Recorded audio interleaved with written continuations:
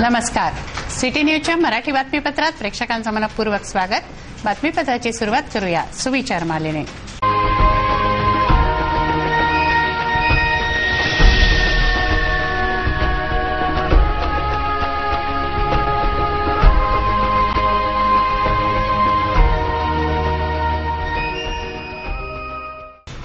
आता बघूया बातमीपत्रातील ठळक बातम्या.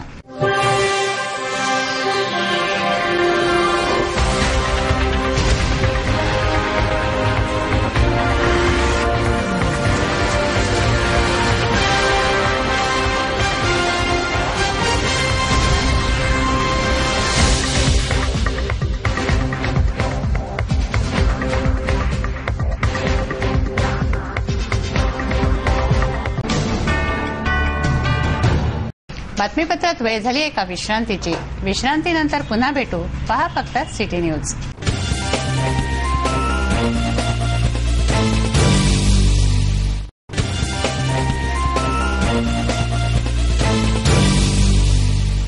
विसाव्या अंती पुन्हा आपलं स्वागत आहे. चला बघूया बातम्या विस्तारित स्वरूपात.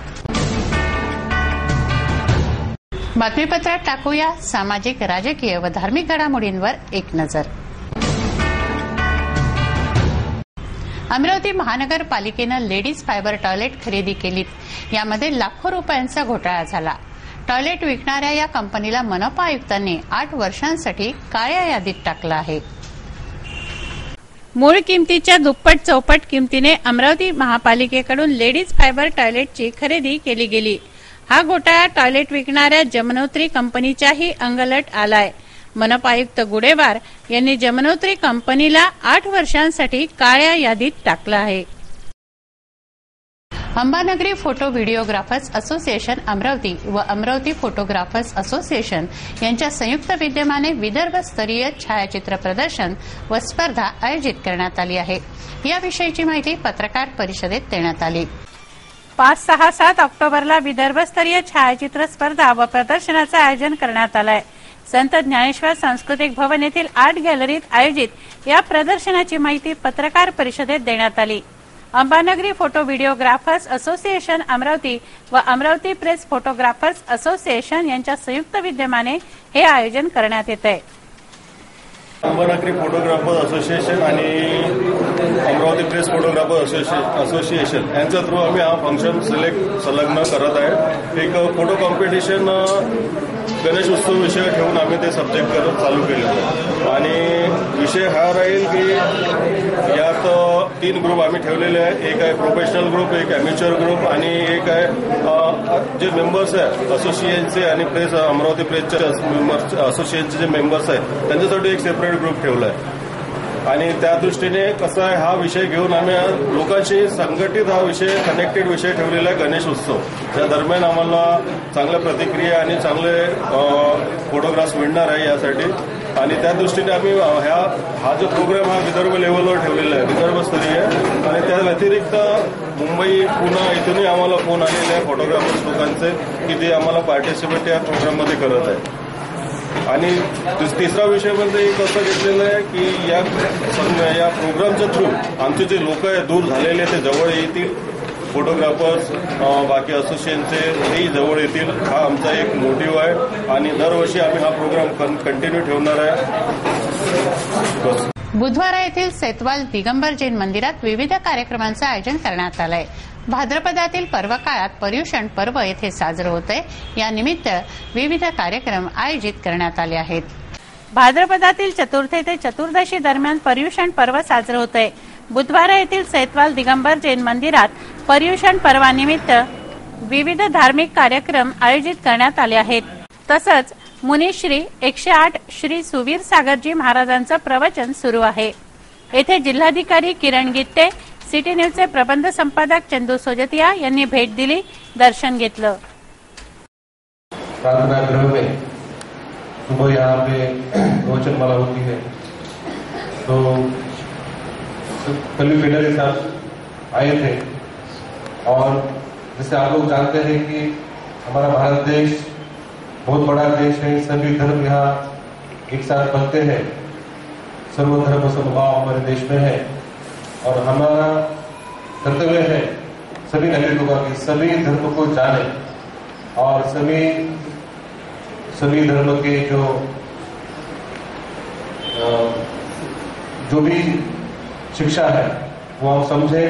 और हमारी जो अगली पीढ़ी है, जो कि आधुनिक युग में, तंत्रज्ञान के युग में, जो हमारे संस्कार, हमारा इतिहास, जो हमारा धर्म है, उससे थोड़ी सी दूर होती जा रही है, उनको हम लोग साथ में लेके हम लोग ये सब करें, ताकि अगले पीढ़ी के लिए भी उन्हें भी पता चले सुख शांति और संस्कृति धर्म क्या होता है।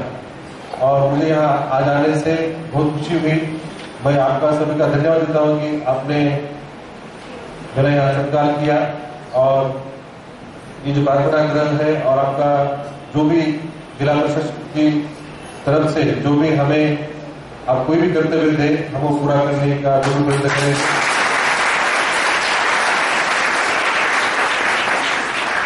मैं आपको सबको फिर से धन्यवाद देता हूँ, शुभकामनाएं देता हूँ। नमस्कार। धन्यवाद कलेक्टर साहब।